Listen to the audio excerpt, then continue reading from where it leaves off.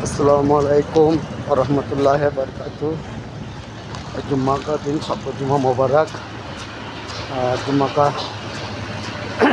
नमाज पढ़ने के लिए जा रहा हूँ हम। सबको जुम्मा मुबारक हो। और रोज़ में निकल गया जुम्मा का नमाज पढ़ने के लिए। आप लोग कहाँ से देख रहे हैं कमेंट करके बताइएगा। आप लोग भी नमाज पढ़िए सब।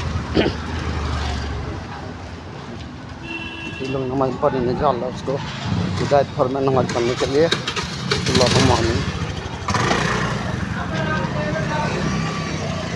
रोड से निकल आओ, मेन रोड है, बिल्डिंग है। रोड से जा रहा हूँ निकलने के लिए। टाइम भी हो गया। এই রোডে যাচ্ছি নামাজ পড়ছি। আপনারা যদি কখনো দেখছেন কমেন্টে জানাবেন। আর যারা নামাজ পড়তে পারছি না, যাতে আল্লাহ নামাজ পড়ার প্রতিষ্ঠান করুক। আমি সবাই জুমার নামাজ পড়ার